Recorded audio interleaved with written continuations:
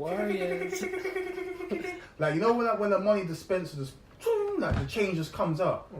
So I've turned to my left, and it was the same brother. He was asking for change like he was broke, and I swear he must have like change. He had like at least £100 in pound coins on him, bro. He put in a shift of begging. I don't know where he went to, yeah. But that money, I felt like I had to ask him for change, bro. You know what I'm saying? I feel like I had to ask him for change because I've only got £2.79, and my house is an hour and a half away.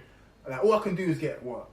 I don't eat McDonald's, but now I'm forcing to downsize to eat 99p burgers because I haven't got the change, bro. But I don't want to ask this guy for change because he's not gonna give me the change. He's not gonna give me the change, bro. Do you see how this whole thing just gets all reversed? So when someone asks me for change, yeah, the first thing I do is look. Now, I'm sorry, guys. I just don't give any change. I just don't give change to someone already. After watching that violated me. That made me feel like, are you not always? I feel like to ask him that. Where did you go to get that check, bro? And how did you move from carriage to carriage? No kitchen. There was no kitchen. That he made it out like he had no change on him, bro. And then Houdini just popped out a big bag. And it was bare pound coins, bro. Or in front of you. Yeah, bro. He got off the train. He looked at everyone. Turned left, turned right. Took off his backpack. I'm just seeing coins, bro. Like, I'm looked at it and I'm just thinking to myself, bro, I know there's a few people in that carriage that must have gave him some coins. They are dumb. Like, they are dumb. But sometimes you need to watch them because you see some of them they come in to beg you, but it's for drugs. You know what I'm saying? That too. Or alcohol, just. Yeah. That's why what you should do, yeah, is ask them what do they want. And they'll be like, I want something to eat or drink, and then you go and you buy them that supplement to eat. You don't give them the money, because you give them the money, they'll forget they need to eat or drink, and then they'll go and do something else. And think, that's what I mean. I would rather buy them something and give it to them like a burger if you want a burger, or like a coffee or something like that, instead of giving you money, because I don't know. Yeah. But I feel bad sometimes, but... Me, I just watch them. If I see you, like, I look at you and you look like a drug user, and then I say no. You know what I'm saying? But if you, like, cool, you look like you need food, I give you food. You know what I mean? You can take money. I mean, there's one time when I was walking past this homeless guy, and he had bare crepes on than me.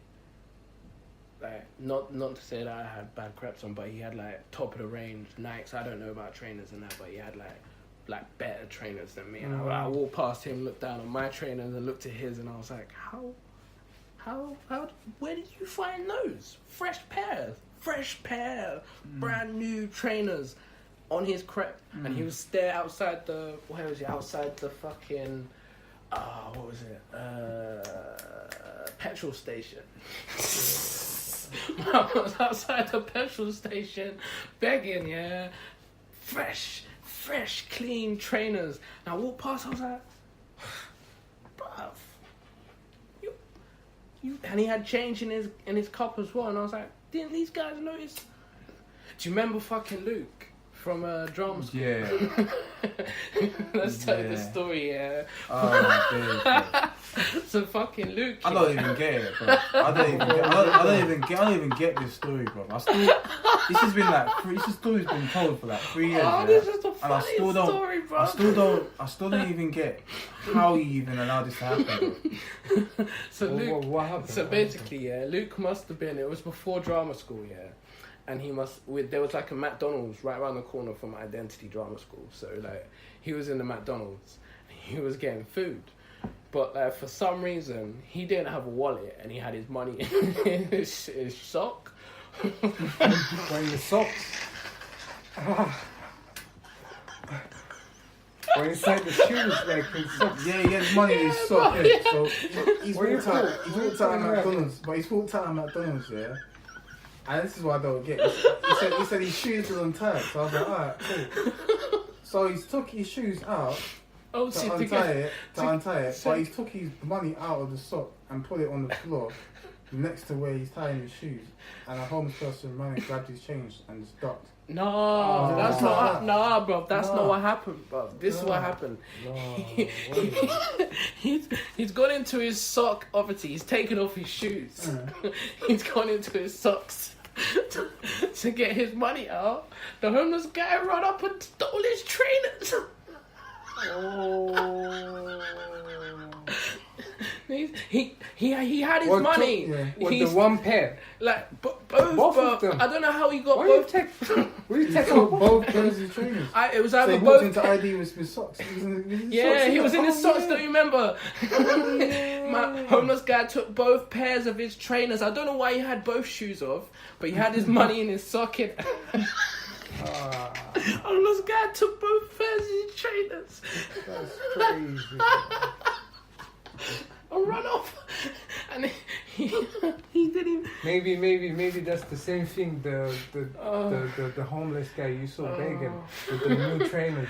Maybe he did the same thing and get himself. Could. Oh my days! It was the funniest thing I heard. And then he comes into drama school in his socks, bro, and he's like, "Yeah, I was in McDonald's. I had my money in my sock. I went to take my money out, and this homeless guy stole my trainers." Why both of his shoes off? I don't get it. That's what I mean. To this day, I don't understand why both of his shoes were off to take money out of.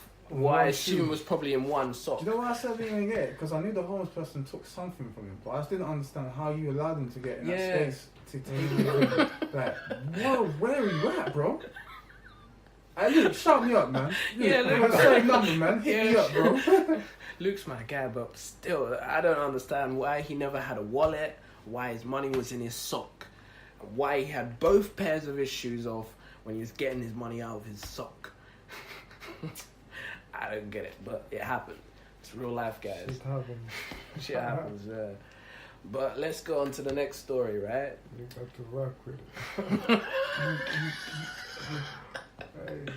So the next story goes like this. There's a couple that were caught hiding a home behind a fake garage door to get around the planning laws. What? Let me see that picture. Sorry, let me just see. You want to see the picture? Let me yeah? just see that. Basically, yeah. So they've. Let me just make it a bit clearer for the listeners. So let me just quickly just have a little look. Full screen it, yeah. Go on. So let me break this one down for you people. Yeah. What I'm seeing here, yeah, is right. This is an add-on, yeah. No. Basically, This is just a normal house. That's what the house looks like with the board down. That's what the house looks like with the board up. So it looks like a garage with the car in front. So basically, they're trying to farm the house off as a garage. Right. So what's happened? What this couple has done? I don't know why, because I don't know what they think the council don't know. What freaking houses they make, what they don't make. But they basically disguised their front door, which looks like as a normal house, and they've changed it into a garage door. So basically, when you drive past this house, it just looks like a big garage. At the front of the house. At the front of the house. Oh. So my man's trying to downsize rent, tax, council tax, everything. Trying to make out like this is at work. That's what he's trying to make out like. This is where he works.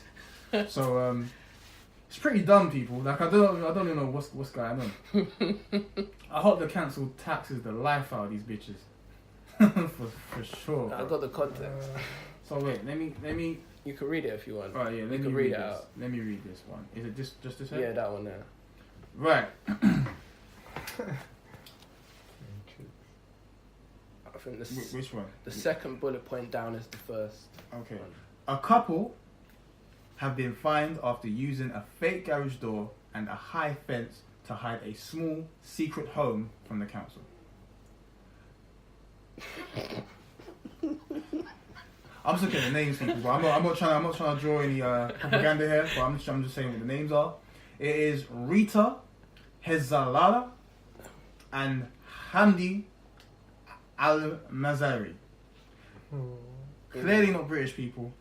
Sure. Which makes me definitely think why they thought a garage door They thought that was the best idea to disguise a front door. It's not even, if you live in a house, like in a flat, Yeah. If you could probably get away a couple more. What I think it is, is that's like the mini. It's like the side house, innit? It's a semi-detached Yeah, house. It's a semi-detached house. That's It's what a semi-detached house, that's what they've people, done, the that semi-detached. they've tried to disguise as a garage. Yeah, that's the one. Rita Hezalala and Hamdi Al-Mazari breached planning regulations and were eventually caught in October 2015. Baldi District Council said. Planning permission was granted for development in 2007, which included conditions stating that parked car facilities, including the garage, should remain available permanently. At Leicester's Magistrate Court, Hazala and Al-Mazari of Old Church Road in Albany, Leicestershire, were ordered each to pay a £770 fine and legal cost of £1,252 and a £77 victim surcharge. What? Who's the victim? Who's the victim? The council, maybe. What? Do you know what? Yeah. I'm gonna lie to you. Yeah. The victim. The £77 hurt me more. £77 hurt me more, bro. Can you imagine that? Yeah, I'm ordering you to pay £770, £1,252,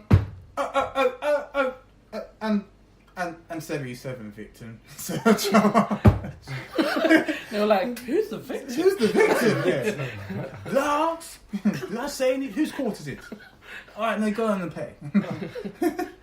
Right, the garage will now have to be restored to its former use after a series of follow-up visits by the council resulted in a discovery of serious planning breaches. I'm just trying. The more I read this, the more I'm thinking. Every day when they went home and they got inside the house and put it back up, did they think, yeah, this was a sick plan? You know what I'm saying? Did they think that? They must have thought they were winning for a while. Yeah. Councillor Sheila Scott, big up Sheila, portfolio hold for planning and housing strategy, said, this message from this case is clear. If you're breaching planning regulations and ignore us, we will not just go away. Creating an access onto the busy B4114 and blocking off valuable off-road parking space was completely unacceptable. Hold on, wait. Do they live on a high street? I'm not sure. There's another picture a bit further down. Okay. We will be following up successful prosecution and a further visit to ensure that all requirements of the breach of condition notice are fully complied with. Right.